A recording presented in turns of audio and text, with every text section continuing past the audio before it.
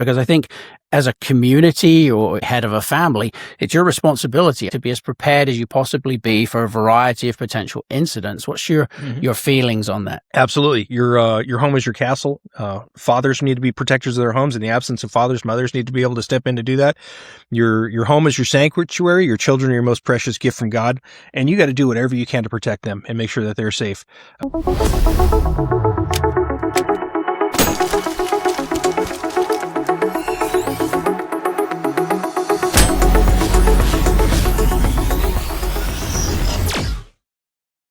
Hello and welcome to Making Shooters Better, brought to you by Laser Ammo, the most advanced, eye-safe, laser-based dry fire training equipment available. I'm your host, Terry Vaughan, and I'm bloody excited about today's episode as it's going to cover something that is very near and dear to my heart, and that is preparation. Most people, I think, when they think about preparation, I think it starts with what they carry and how they carry it. And of course, absolutely, that's important, along with the judicious application of that tool once it's deployed. But after 30 years of dealing with real emergencies, my guest today will tell you that preparedness starts long before any of that, and often has nothing to do with a gun at all. Brian Martin is a former paratrooper, police officer, retired sheriff and coroner, and director of emergency services for Lake County in California. Over 3 decades of service, he completed more than 2,000 hours of law enforcement training, earning post-basic, intermediate, advanced, supervisory, management, and executive certifications. I think most importantly, he's the guy that had to make decisions when there was no pause button and no perfect amount of information, and certainly no second chances. Brian has seen what training gets right, what it misses entirely, and what only experience can teach. He's reviewed defensive shootings, managed crises at literally every level, and carried the weight of decisions that don't end when the scene is cleared. In this episode, we're going to be talking about readiness, and I'm not talking about the internet version, not the gear checklist version. We're talking about what ready actually looks like when things go sideways, when perhaps you can't carry, or when you don't have time to analyze everything before you have to make a decision. What does the first 5 minutes do, and how and what is impacted from those decisions? This may be one of the most important conversations we've had on the podcast so far, so it's with great fanfare and excitement I am pleased to welcome Brian Martin to the Making Shooters Better podcast. Hello, mate. Terry, thank you so much for having me on here. It's an honor to be here. I welcome this conversation with you and our listeners, with you especially, both on a personal and a friendship level, and our listeners, and hopefully that some of the tidbits of information I have prove useful to everybody that's listening. I think the problem we're going to struggle with most is not spending half our time cracking funnies and just shooting the shit. It's going to be funny. So my first question for every guest is always the same. How old were you when you first started shooting? Well, I've been shooting since I was 12 years old. My father worked when he was a teenager, he worked at a gun range in Southern California. And so handling firearms and having firearms in our household was something I've always grown up with. We learned the importance of safety and safe handling of firearms. Matter of fact, here's a funny story that I haven't shared in a long, long time. When I was real young, my parents decided that they would have host a foreign exchange student. And it was a gentleman from Japan that came, and the company that had him basically just dropped him off at our door. He spoke not a lick of English. We spoke not a lick of Japanese, and we had to figure things out. I was probably 8, 9 years old. And one day I come home and we were able to communicate, with just basic communications, gestures and showing things. And I showed up from school one day. This was back in the 70s and 80s when kids weren't supervised 100% of the time. But he was there and he was clearly concerned. And he took me to my parents' bedroom. Like, this is kind of, even as a little kid, I'm like, this is weird. And he showed me a section of carpet. Our house was on a slab foundation, and he pulled this section of carpet, and there was a big chunk missing out of it. I'm like, how'd that happen? And then he showed me my dad's shotgun. And apparently he had gone in there and grabbed the shotgun when nobody was around and blasted off around into the floor. I'm like 9 years old. I'm like, well, that's not good. That is bad. From an early age, I had an appreciation and understanding of how to safely handle firearms and how dangerous they can be. One of the things that my dad showed me when I was that age is he had a revolver, and he loaded it with a blank round and held it up to a piece of paper and shot it, just showing what the primer will do. And there's no bullet, there's no powder or anything in there. And you gained at an early age the appreciation for how dangerous, but also how useful firearms can be if they're handled properly. That's funny. I cannot imagine the trouble you would have been in if that had been you. Oh, he's, to this day, I don't know. His parents called him back to Japan. It was quite a dishonorable thing for that to happen here, and he got yanked back to Japan. And I don't know. I never heard from him since. Hope he's okay. Maybe he's listening. I don't know. Yeah, maybe he's tuned in right now. Yeah. That's so funny though, because I expect their exposure to firearms is probably minimal at best. Yeah. Oh yeah. Yeah. And so, I mean, I'm sure it was a sense of curiosity. He had no idea. It was an old, Remington police special shotgun, the pump action one, and it had a double-aught buck. We knew had double-aught buck because there was still some double-aught buck tails stuck under the carpet. So firearms have been part of my life, all growing up through growing up hunting, through serving in the military, and of course, my law enforcement career. They're tools of the trade. It's not funny, but it's kind of funny. Yeah. Well, it's funny now. Yeah. In hindsight, it's pretty funny. Yeah. I just picture myself as this 9-year-old kid looking at this guy going, man, that's not good. Yeah. Like we are in major trouble. Yeah. Well, I mean, you. Yeah. Because I'm packing a bag. I'm going to be gone by the time Dad gets home. Yep. So after 30 years of dealing with real emergencies, go back to when you were a paratrooper comparative to when you got into a leadership position. How has your definition of preparedness changed over that time period? So I think experience is probably the best teacher. You can go to all these classes. You can take FEMA offers classes on emergency preparedness and how to work their systems. But until you've actually had that experience of interacting with people and situations during those emergencies, you don't have a true appreciation of what's involved and what it takes to get through successfully and sometimes not so successfully.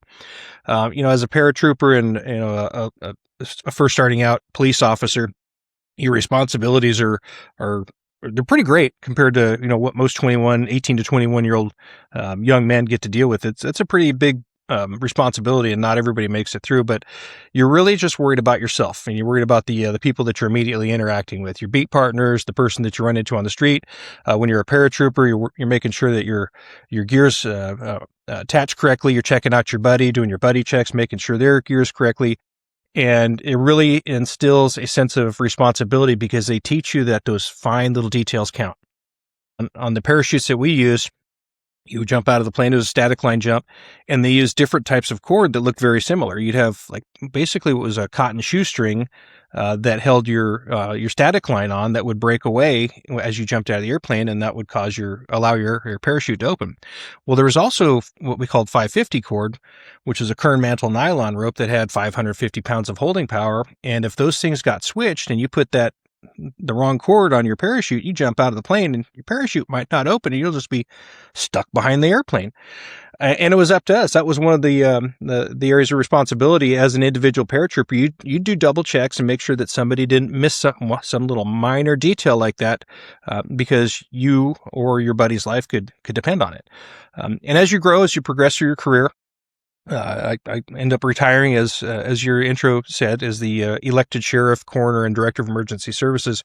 Your scope really changes, and you don't have that opportunity. You don't have that individual interaction on a daily basis, but you still retain it. You might see something that maybe somebody else missed, but your scope of responsibility really, really broadens, and it's more important that you and that responsibility develop a team and a cadre of people that are able to do that in your stead.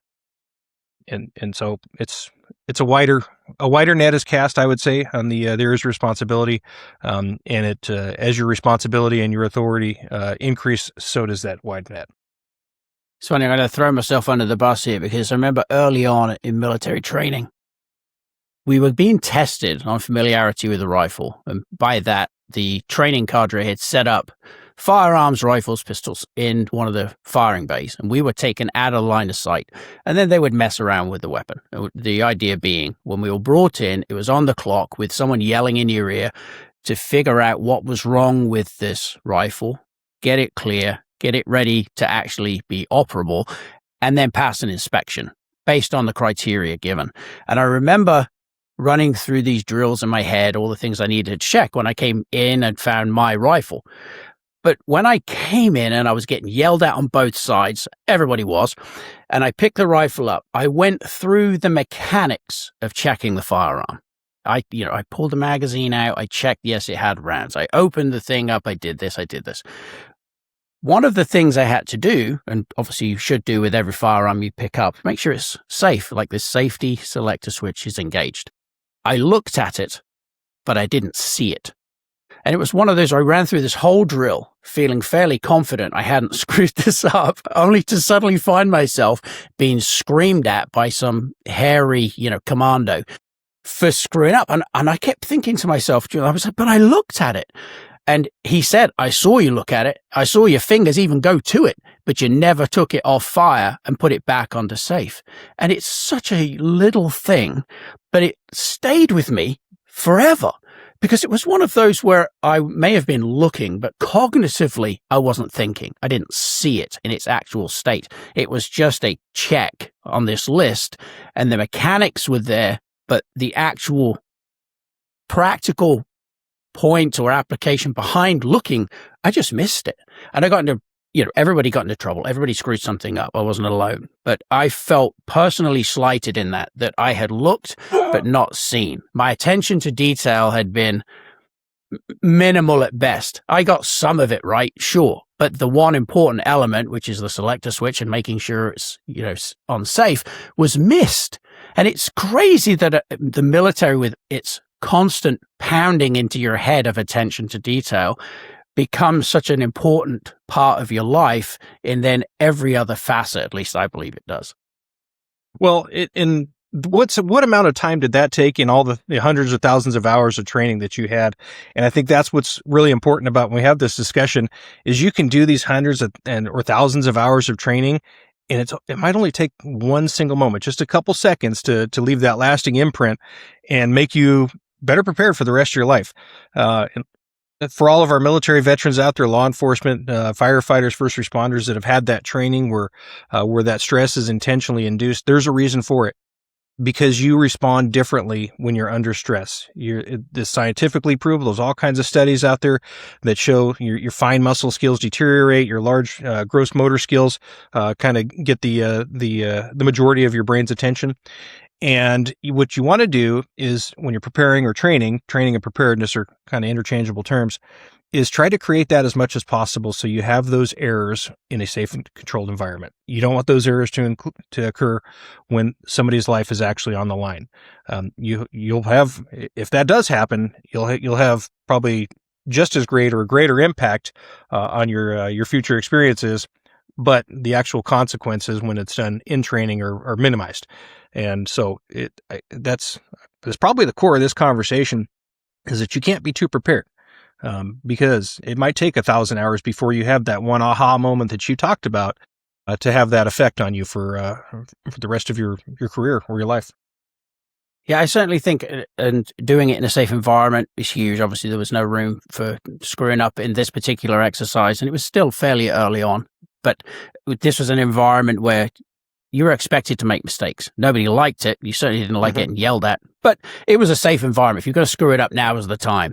And then as we progressed through training, theoretically, we did less and less and less and less of that as the mechanics became inbred, and it just became sort of an instinctive response. But it was funny because that lasting impression, because of that mistake, stayed for years. More so perhaps than any of the other stuff I got right was that one screw up that haunted me, that now, if I pick some rifle up, for instance, like as we do when we go to conferences and shows, how many times have people put down an AR platform rifle without putting the selector switch back onto safe? Or they begin an exercise shooting with a smokeless range and they don't take the safety catch off. If you leave them to their own devices, it happens more frequently than people would like to admit. Oh, yeah. We see it every day when we do a presentation. We see it, and we see it from novice beginning shooters that have never handled a firearm up to guys that are retired from the special operations community or career law enforcement officers. So just one of those little reminders. And I would say that when we're doing this training, and I've caught myself, I'd be lying if I didn't admit that I've done that same thing myself. And it's important that we remind ourselves, remind each other that, hey, when you're doing this training, you one of the principles of military training in U.S. Armed Forces is you train as you fight, because those bad habits that you create during training are going to translate over. There was an incident that was, I don't know if it's still taught that much in California police academies, but they call it the Newhall incident. And it was a shooting in Southern California in the area of Newhall. And this was back in either the 60s or 70s. And the officers were still using revolvers. And during their training at the range, they really emphasized keeping the range clean. So every time you shoot your 6 rounds out of your revolver, you would, turn it over, open the cylinder up, dump the rounds out, and then run around and pick up your brass. Well, they had some either deputy sheriffs or police officers who got involved in a shooting. And during that actual shooting, that's exactly what they did. They started picking up brass instead of reloading, and it didn't end well. And so that really was one of those hallmark moments in police training where they realized, hey, what we're doing in training is transferring over to real life experiences. And under those stressful situations, it's stressful to have those big hairy guys yelling at you, or your boss yelling at you, or the range master yelling at you. It's even more stressful to have somebody trying to murder you. Yeah. Yeah, it absolutely puts that in perspective. Nobody's ever been yelled at to death. I used to like to tell my my trainees, like, you can handle the stress. Nobody, lots of people tried to yell at me to death. Nobody's ever died from being yelled at. But those other things, the stress response that you experience, it will create those patterns in your brain and your behavior that you'll replicate for good or bad when the stuff hits the fan. Yeah, and it's crazy to me how many people underestimate that.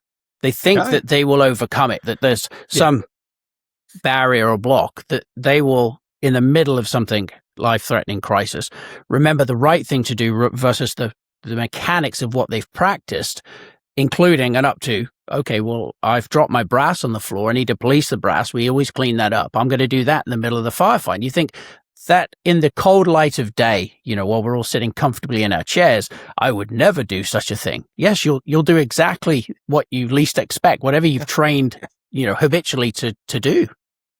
Yeah, absolutely. Yeah. If you're an MMA fan, I can't remember the fighter that said this, but he said that jiu-jitsu works great till you're getting punched in the face. Not to disparage any particular MMA style. I don't do that stuff. I got mad respect for those guys. That you guys go beat each other up all you want. I know you like to do Muay Thai. Hey, good for you. Don't kick me, please.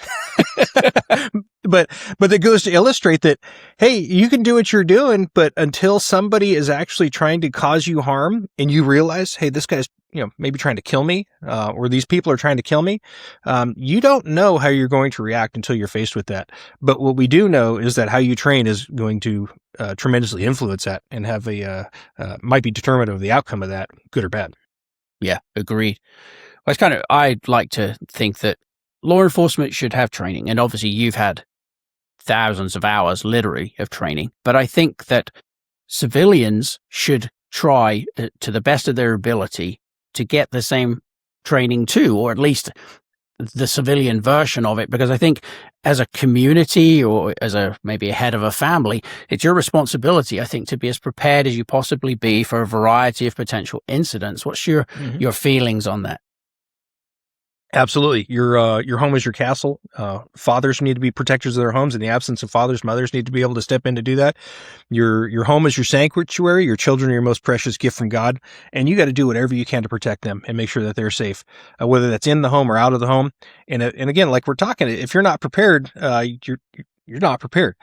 And as far as training opportunities, there's all kinds of opportunities out there. There's civilian gun enthusiasts. There's good ones. Or gun trainers. There's good ones. There's bad ones out there. There's courses that are available through church programs. And one thing that's important to realize is that unless you're in law enforcement, you're probably not going to get the exact training as law enforcement, because your roles, your responsibilities, your authority, the repercussions, the liability protections that are available to law enforcement are not available to the everyday citizen. We just, the cops have certain statutory protections and authority that not everybody does. That doesn't mean you don't have any. That doesn't mean you don't have the right to protect yourself. You always do. You always have the right to protect others. But it's important to know ahead of time what's legally allowable and what's not legally allowable, so you don't end up behind bars for a very long time because you didn't know something. Because the justice system is doesn't tend to be super sympathetic a lot of times. So the training it's available. I know there's church training safety programs that are out there all across the country. Dave Grossman, who has written several books, offers courses on that. You have Front Sight Academy, Gun Sight Academy. They're out there. I'm not endorsing any of these, by the way. No, if they want to but they're contact good me classes. Yeah, they are. Yeah. Or even your CCW classes that are offered locally at your local sheriff's office or police department. We'll give you a little bit of that. And of course, the internet's got a lot of information, good and bad, available on it as well. So it's important. That's part of your preparation as well, knowing what you're allowed to do so you don't prepare and train to do something that's prohibited. Yeah, and I think one of the most important aspects of taking classes in general is the stress the class can put under you. Even the simple, I want you to demonstrate this technique in front of this entire class of students and the instructors. That pressure alone can be enough to induce a stress response, and thus usually people perform poorly when they're under that type of stress. But that's the point. It's figuring out what your stress response is going to be in a safe environment. And that's one of the people's biggest fears is speaking in front of crowds of people. So, even like special operators I've talked to that said, I'd much rather go and, either serve a search warrant or go on a raid for a high value target than speak in front of a group of people. I don't want to do that. So, and there's nothing safer than doing that. Nobody's ever been looked at to death either. So it's embarrassing, but you'll probably be all right. It's funny because I met a very competent HR manager at one of the events I went to speak at, and a lovely lady and super knowledgeable in all areas of her business. She was helping run a hospital, the HR portion of the hospital. But when it came time for her to stand up and do the introduction for me, she went from competent, confident, very capable person to shaking like a leaf, to the point that when she was doing the introduction, the piece of paper she had in her hand, which had my bio and the little spiel to do for the intro, she screwed up my name. It went from Terry Vaughan to Terry Vaughan. And I'm like, I have no idea who this person is. She missed whole sentences. So the intro didn't flow. It didn't have any sort of chronology to it. And it was weird to watch someone just go from confident and competent to basically shaking like a leaf and just hoping she could get off the stage as quickly as possible. And it's funny because I talked to her after the fact and said, what is it about what you just did that rattled you so much? And she said, I just can't stand all those eyeballs on me. And of course, as a creature that, we're socially adjusted, we're social animals. When we stand in front of a group of people and we have all those eyeballs on us, effectively, in a very primitive way, we're ostracized from the group. We have lots of eyes judging us. We are outside of that group as it currently stands. And that judgment alone, in terms of evolution, is us being cast out of the group. And survival depends on being a member and a part of the group. So standing up and public speaking for a lot of people is terrifying, which is absolutely brilliant. If you're a firearms instructor or someone that teaches classes, try as much as possible to engage people in a way that makes them stand up and talk, and try to avoid the people that seem to lean into that and they love talking, love to hear their own voice. Pick the people that, don't, because they're the ones that really need the help for the most part. But it's very interesting how the stress of having to deliver a particular technique or show something new that you've just learned in a classroom setting can induce a sense of stress and anxiety and lead to somebody perhaps performing a little better when they feel that same stress in a real life situation. The consequences from a real life situation, your outcome would be almost identical under that stress. And it's particularly important for somebody that chooses to be armed, whether it's part of their career or for personal protection. Your consequences for that outcome, which don't fool yourself, don't think that that'll never happen to me. I'm way better than that. No, you're not. You're not better than that. Those are, like you said, based in instinct, and you can't overcome that without practicing and preparing for it. And the consequences for your HR manager is she got your name wrong. The consequences for somebody Yes. that's in a lethal force encounter are going to be much different than that. Yeah, life altering, especially when it comes to defending yourself in a court of law if you're lucky to get that far. Yeah. All right, mates, quick favor. If you like what we're doing here, go ahead and hit all the usual suspect buttons. Like, follow, share, subscribe. This is the only way to help us feed the algorithm beast and keep bringing you the strategies and the stories and the training tips that you want to hear. Also, if you've got a guest in mind, someone you think would be absolutely brilliant to listen to or even just entertainingly questionable, throw their name in the comments below. We'll do our best to drag them in here, even if it's kicking and screaming. Simple as that. You click, we deliver. Now, let's get back to the episode. So can you share an example where experience taught you something that no classroom potentially ever could? Yeah, and so where I worked, Lake County, if any of my people from Lake County are there listening, and hello, and if you don't know where Lake County is, it's a very remote area in Northern California. I think our closest Starbucks, it isn't in a grocery store, is about 45 minutes away, and it encompasses a lot of, I think about half of our county's land is public land, National Forest, BLM land, Bureau of Land Management land. And so very remote, different style of policing than what you see on TV. When we call for backup, I've held people at gunpoint waiting for backup to arrive 30 minutes at certain times, just because there's no other cops available. That's how long it takes somebody to drive code 3 with the lights and siren on as quickly as safely as possible to get to my location. And so you had to really do a different style of policing than what a lot of people think is out there. And one of the things that was taught to me, I don't think you'd ever see it in any of our books. It wasn't in the policy manual, but it was a great thing. Our vehicles had the ability to broadcast over the loudspeaker on the microphone, our radio transmissions. So you could switch it over to a certain channel. And if you're outside your car and your handheld radio didn't work, which in a lot of cases it didn't because you're deep in the forest and the signal wasn't strong enough on your handheld, but it would pick up on your car, it would broadcast radio transmissions over your loudspeaker. And so one of the things that I was taught was, hey, if you're out in the woods, out in the forest, and there's a lot of times there's bad people up there. We had cartels growing marijuana. They were armed, hunters out poaching or whatever. They are armed. And you do a traffic stop, you get out of your car, you turn on all those, and this only works at night, of course. You turn on all your overhead lights, your high beams, your spotlights, and you flood them with light to blind them, which is a common tactic. People think, why are the cops shining their spotlight? And it's because they don't want you to see what they're doing, because you might be planning an ambush or an attack. Everybody out there knows that sometimes people attack the cops, and we don't like it. We don't like it at all. So we don't want bad things to happen to us. But you'd be on your own out there. And like I said, you'd be 30, 45 minutes away from your nearest backup. And if you're outnumbered and outgunned out there, it's going to be a bad day for you. So lock your car, turn that outside radio speaker on, go to an alternate channel, and walk away from your car off to the side somewhere and hide behind a tree. And I'm not giving any secrets away, because this works because they don't know which way you go. They don't know where you walk to. Yeah.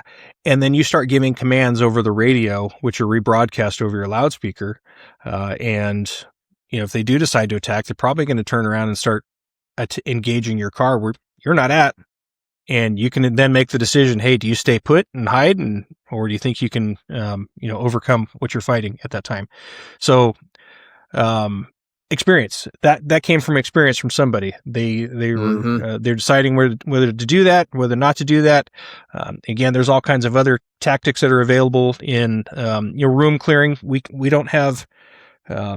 There's different techniques that are available for room clearing in SWAT operations or sniper operations, and they have to be variable and adapt and overcome. And you get that from the experience. You can't. One thing I like to tell people is I can read a book all day long on how to play golf. You're not going to be good at golf until you go out there and you start swinging the clubs. You got to get out there and get that time and that practices. Same thing with tactics and firearms. You're not going to get good at it unless you practice it. And so that's why the term veteran cops exists. These are guys that have been through that stuff. They've seen that. They've worked under those stressful situations. They've had people try to attack them. They've shot people or had people shoot at them. Some of them actually been shot and come back to work. And you can't teach that in a classroom setting environment. So, while the education is nice, experience is best. I read something interesting recently that said the average civilian will likely only deal with between 1 and 3 life-threatening crises or emergencies in the entirety of their life, and that most law enforcement is going to experience that in potentially the first few months, depending on where they're working, of their careers. Mm-hmm. As you introduced on my title, in California, there's 58 counties, and in, I think, 48 of the counties, the sheriff is actually the coroner. And that doesn't mean that the sheriff is doing autopsies and doing all those types of things. That's the coroner responsibility is a lot is administrative in nature and a lot of it's investigative in nature. And so we are responsible for investigating all deaths that occur within our county that aren't what we call attended deaths. So if somebody's on hospice, they have, they've been treated for some life-threatening illness, and the outcome's terminal. They're not going to make it. We don't investigate that. There's not a big investigation, but everything else we pretty much investigate: suicides, homicides, traffic accidents, drownings, electrocutions, industrial actions. We look at that. So every deputy sheriff that's in one of those counties is also a deputy coroner. And so there were times we worked 12-hour shifts, and it wasn't uncommon. It didn't happen every day, but it wasn't uncommon that a deputy sheriff would go to 2 and sometimes 3, and I've even heard of 4 during a 12-hour shift, death investigations. So, a lot of people they go their entire life and never see a dead body. And a lot of these deputies, especially in the rural areas, it's commonplace, and you handle that every day. Seeing car accident victims, homicide victims, children that have died as a result of either illness or at the hands of a bad actor. Yeah, you get to see those things. You compartmentalize them, and it takes a tremendous toll. It's probably one of those things we may want to discuss this a little bit more on a different podcast, because we could go on for hours and hours talking about the effects of that. But suffice it to say, I would say that's probably a very accurate estimate, and might even be a little bit on the low side for a lot of officers. I think it's an incredibly important thing that you've brought up is that you might see several emergencies, right? Several bodies, several instances of violence, several everything. I don't think until someone has been in a situation where they've had to be self-reliant in a situation like that, where the pressure and the stress is really, really jacked up, that they can possibly understand how difficult it can be to think clearly and go through a sort of decision-making process without it being inhibited by the stress of that situation. And I think we too often run into a situation where a critical incident has happened, a law enforcement officer made the best decision possible in that situation, and everybody Monday morning quarterbacks that decision in the cold light of day is able to say, well, they should have done this and they should have done that. Well, when you have 1 second to make a decision, your life's on the line, somebody else's life is on the line. And although you have undergone an amount of training, and obviously it varies from department to department. Not everybody, I think, is like you that went out of their way to do as much training as you received. We ask an awful lot of someone to take that classroom training and then figure out a way to implement it in the real world with all of the variables that are at play. I think it's an impossible task. In certain situations, it is an impossible task. And reaching back to a little bit earlier in our conversation, in a lot of situations, the law provides extra levels of protection to recognize that. And if you're a civilian and you say, hey, well, the cops do that, I can do that. Well, you as a civilian might not have those same legal protections as the cops do, because it's not your job. It's not your job to go put yourself in harm's way, but we do expect our law enforcement officers to do that. So those decisions that are made when there's seconds or fractions of a second Fractions to of make a that second. decisions. Yeah, if you're a law enforcement officer, you're expected to make those decisions. The same doesn't always go for a civilian or somebody that's not engaged in those types of activities. So it's very important to have, and again, this all comes down to preparation. Know what you're allowed to do, know what you're not allowed to do, and you want to make sure that you and your family stay safe. I can tell you, personally from those experiences, and it just makes me, sometimes it makes me really mad when I watch these videos when people are going back and armchair quarterbacking this, and you have the ability to sit there and click frame by frame and go, oh, look right here.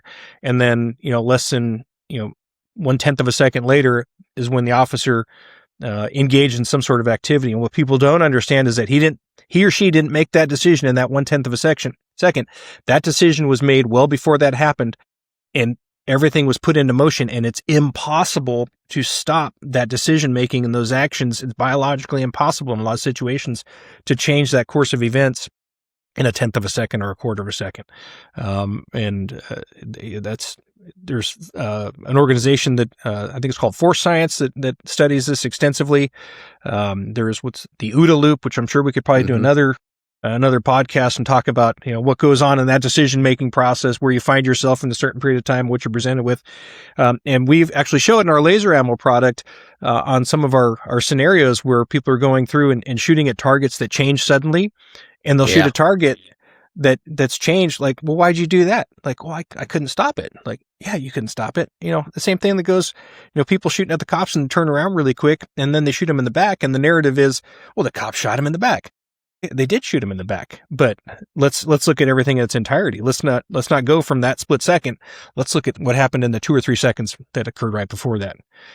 So, and again, your preparation and your training and your understanding is important for when you're presented with those situations. It's also important for a full understanding of what's going on when you're looking at these use of force encounters. Lethal force, use of force never looks good.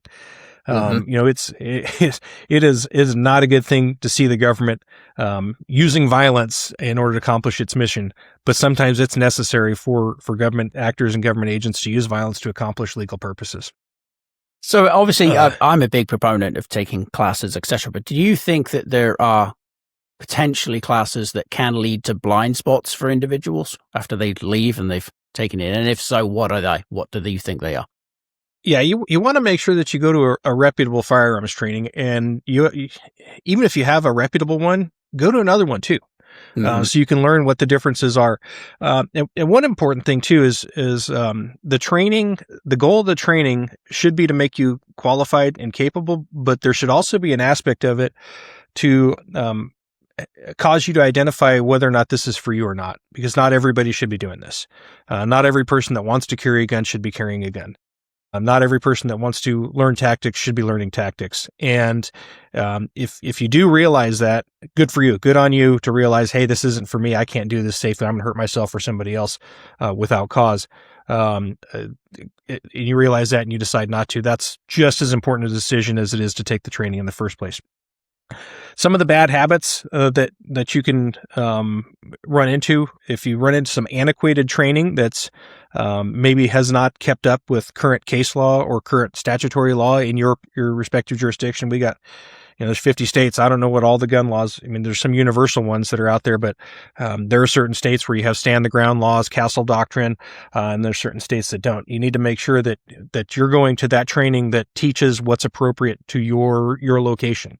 A lot of these firearms training will occur in areas where the self-protection laws are pretty vast and offer a lot of protections. And if you're coming from a location where you don't have those protections and you're operating under the assumption that you do, you could have a shooting or a lethal use of force scenario that's perfectly fine based on what you were taught, but might not be based on your jurisdiction. So know that the tactics, the mechanics of it, the actual putting rounds on target under stress are one thing.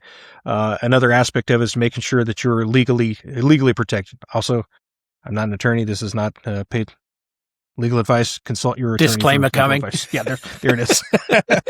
That's the 30 years of law enforcement being. I was raised by attorneys. My parents were both lawyers, and my dad retired as a judge. So yeah, there's multiple battles when you have that use of force. There's the physical battle, there's the emotional battle, and then there's the legal battle, and they're all just as important. You want to make sure you make through all three of those unscathed.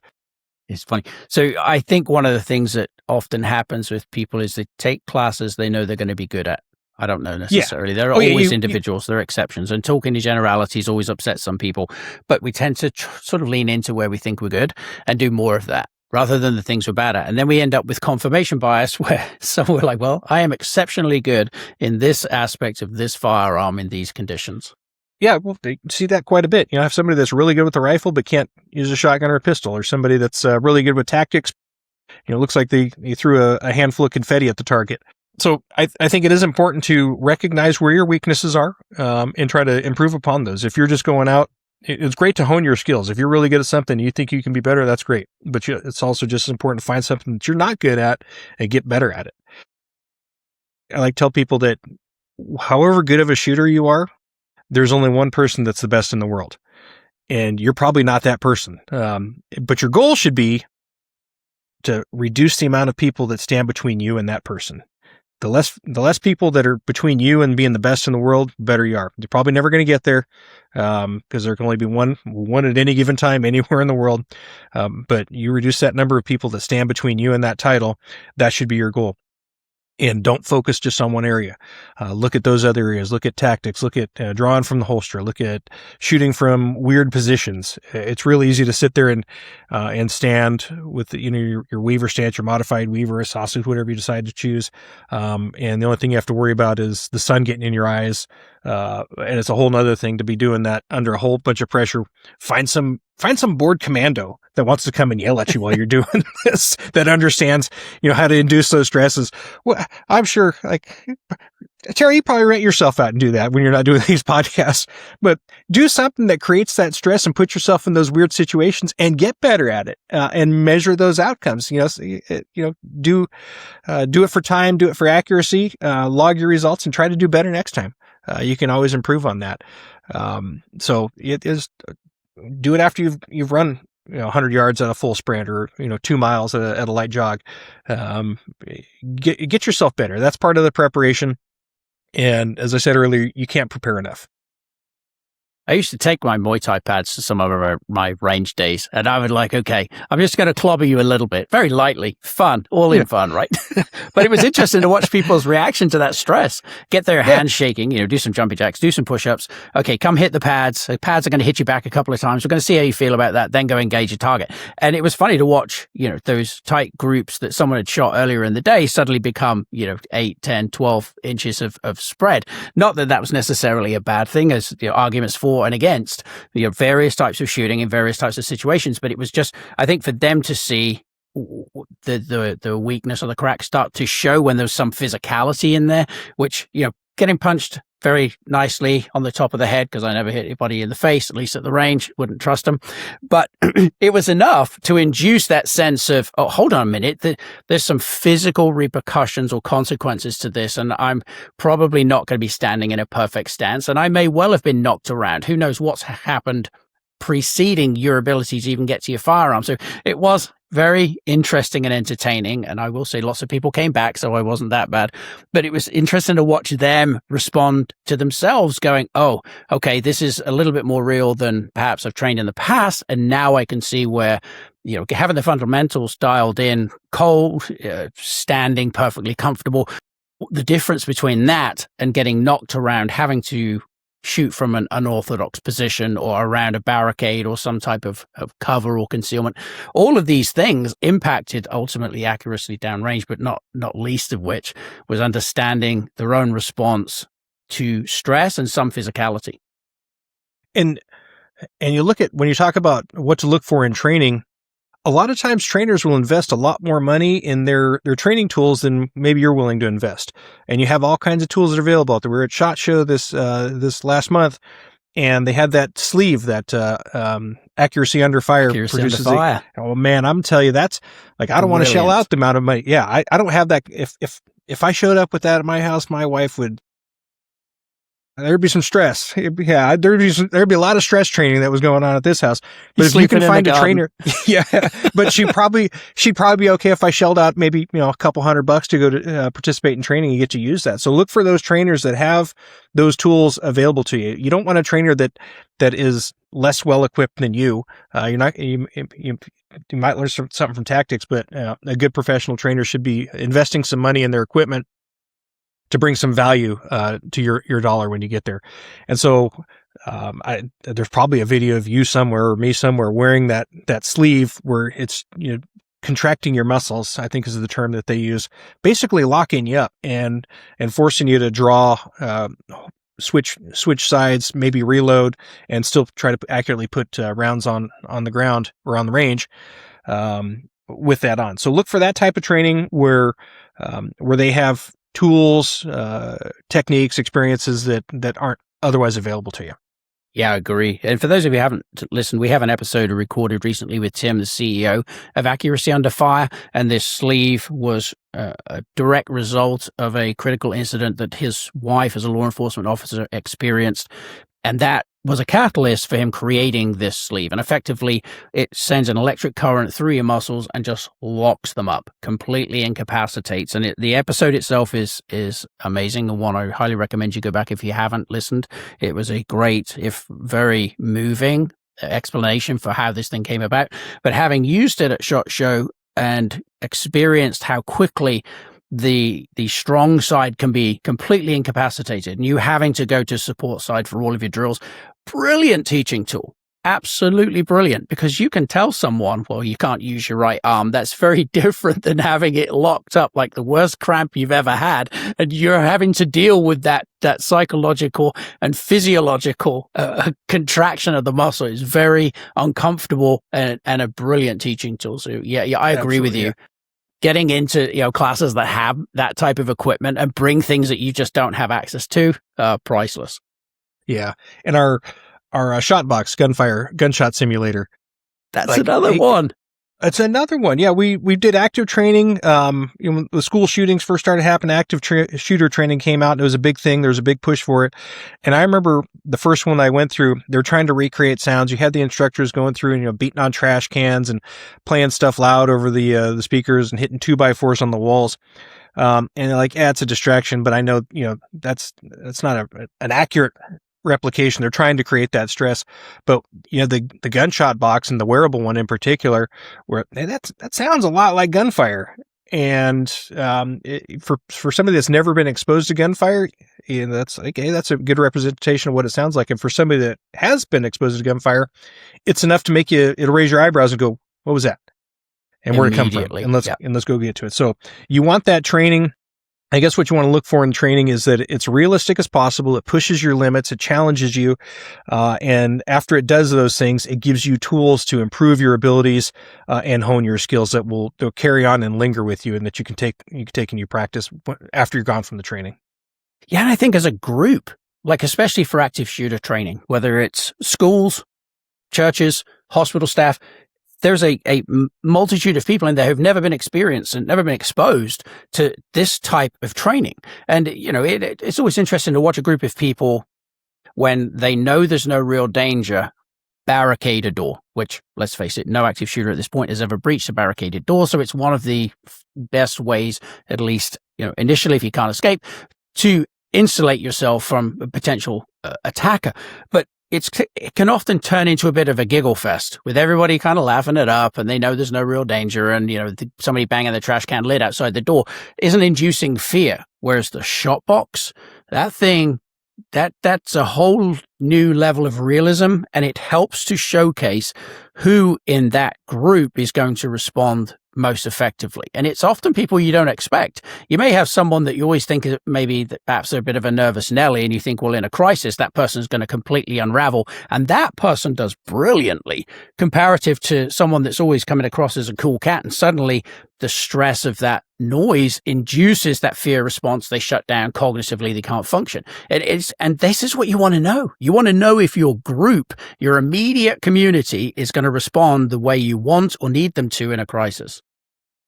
And that'll bring me to a point, and I don't know if you've experienced this, I'm sure you have, but it's frequently not the person who's strutting around telling you how great they are that is great in your group. Like the cool operators, the quiet professionals, you don't know who they are until the time comes.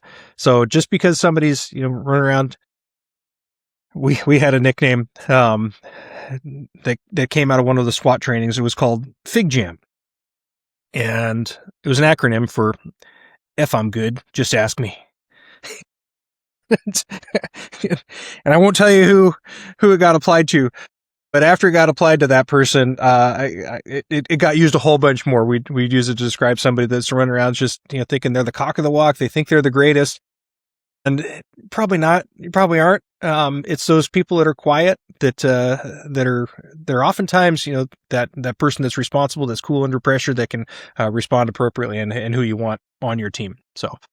Yeah, it's interesting, isn't it? Those quiet people are often the ones who've spent some time actually thinking through what they will do themselves if X, Y, Z happens. The person who's verbally advertising how cool a cucumber they think they are, they're not actually spending any time planning, preparing, getting themselves ready. They're just not doing it.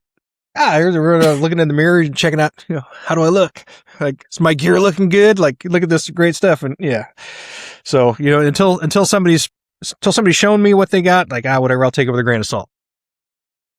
So it kind of leads naturally to, do you think that there's a reason why people tend to dramatically overestimate their ability to handle a life-threatening situation? You don't know what you don't know. You don't know what you don't know about somebody else, about situations, and you don't know what you don't know about yourself until you put yourself in that situation. And it feels really good. You talked earlier about the confirmation bias. It feels really good to have that self-confidence. But a lot of times, if that self-confidence is not earned and deserved, it's going to be a fatal flaw. And you put yourself in a situation where you're truly not prepared for it. And as far as the why, I'm sure there's some psychological explanation. I'm not a psychologist. I just know that I recognize when people are overconfident when they shouldn't be. And whether it's somebody that thinks I can talk in front of a group of people without getting nervous and find out that's not actually the case in the situation, or somebody that's thinks they're the greatest tactician, mixed martial artist, trained street fighter, whatever, and they're getting their butts handed to them out on the side of the road somewhere when they realize they're not.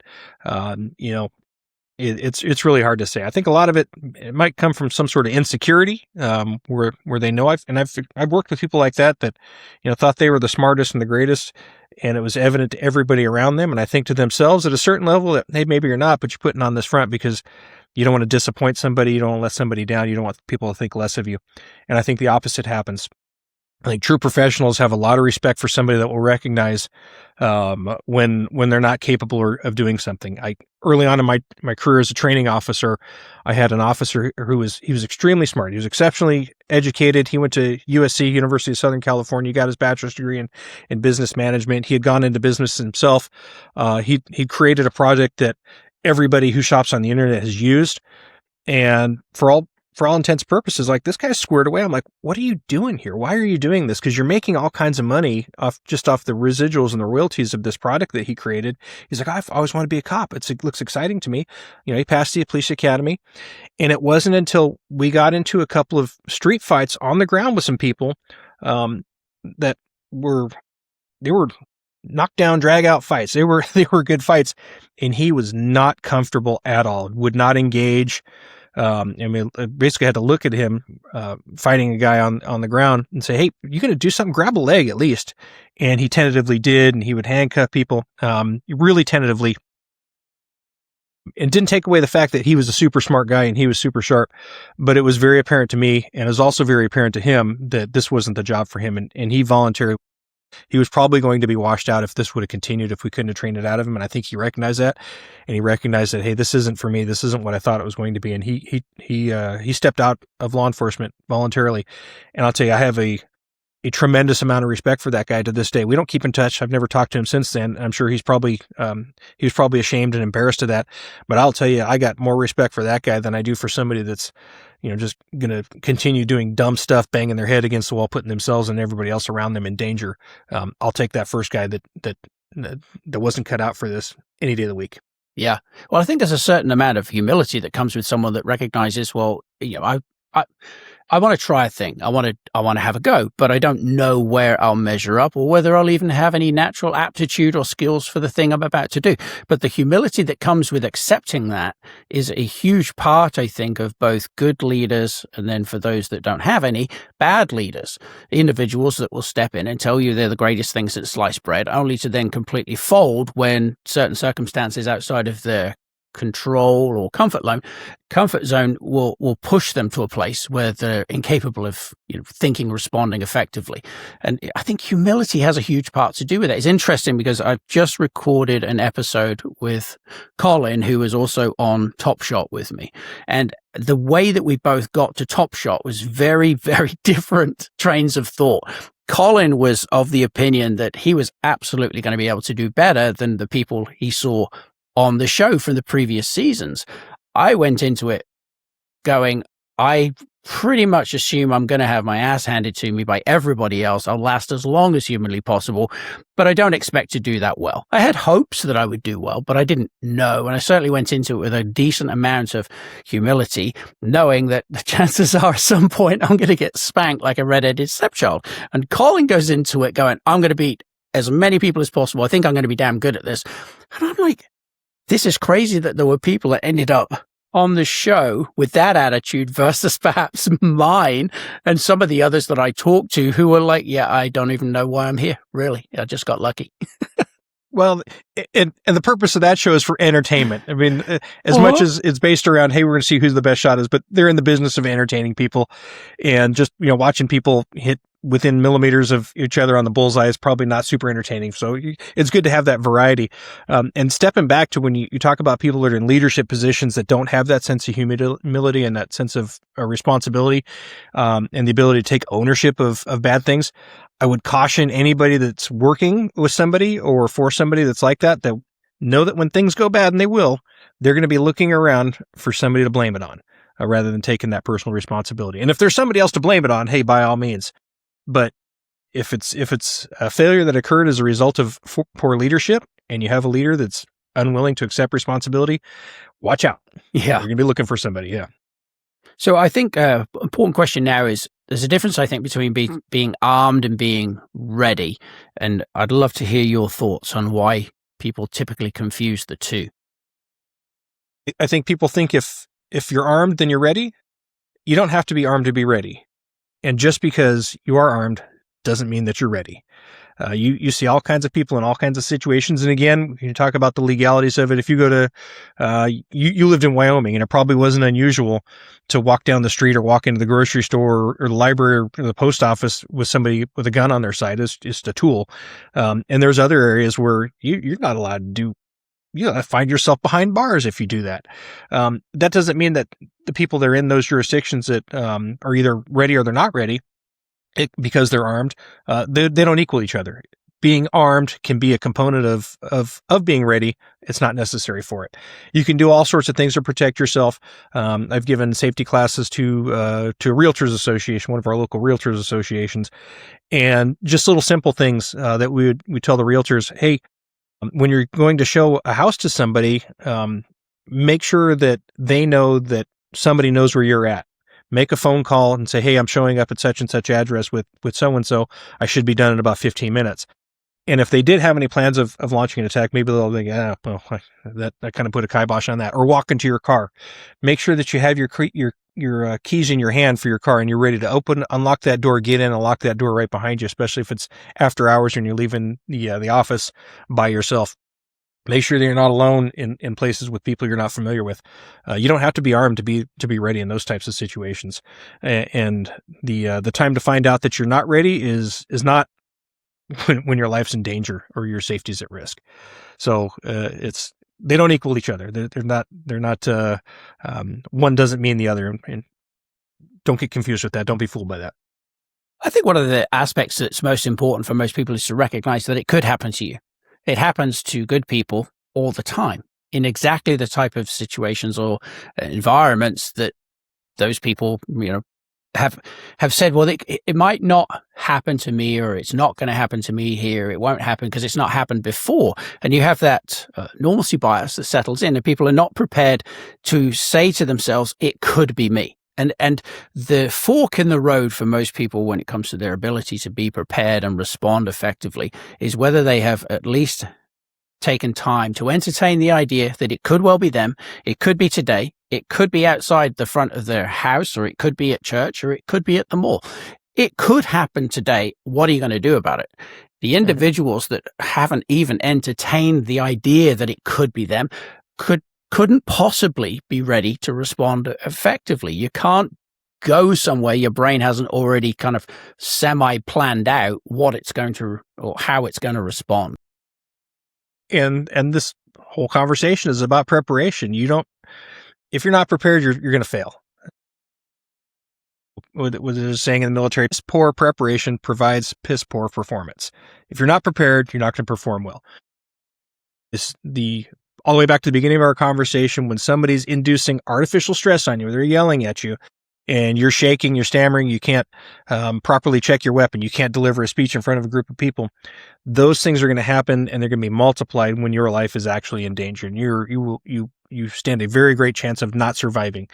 You want to be prepared best you can, and think about those things, and then identify a training plan to address them so you can be prepared. Know how to carry your firearm. Know what's a comfortable position. Is it comfortable in the small of your back? Is it comfortable on your ankle? What are the pros and cons? I will tell people there is not a perfect way to carry your firearm. If there was a perfect way, that would be the only way. There would be no reason to have alternatives. There's pros and cons to each of them. What kind of firearm do you have? Do you carry it directly on your body? Do you carry it in a carry bag off your body? If you're a woman that carries a purse, or some men carry purses too. If you're going to carry it off your body, what are you doing to make sure that it's safe, it's available to you, and you don't forget it somewhere? All those things come with preparation, and if you're not thinking about it and not taking those actions, you're setting yourself up to fail. If there's one question you wished I'd asked, what would it be? Oh gosh. I don't know. You got all the questions, Terry. You did a really good job. Let's see. I would say, if there's a question, do I have any regrets over the course of my career?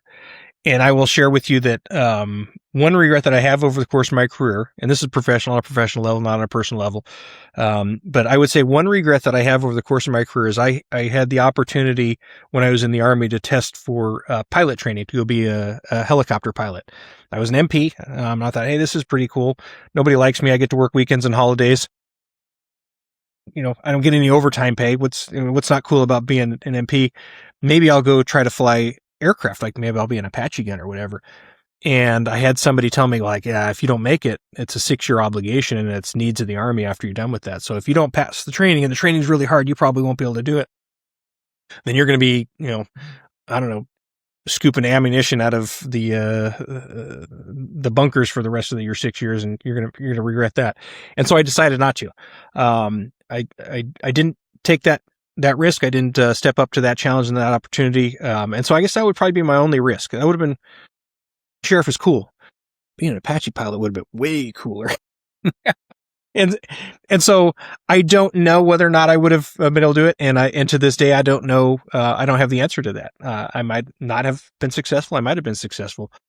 So I would say that's my only risk. Other than that, professionally, I've had a very great career. I've had an opportunity to help hundreds or thousands of people through a whole bunch of disasters and emergencies, whether or not they were just individual or, I come from that part of Northern California where we had all those fires.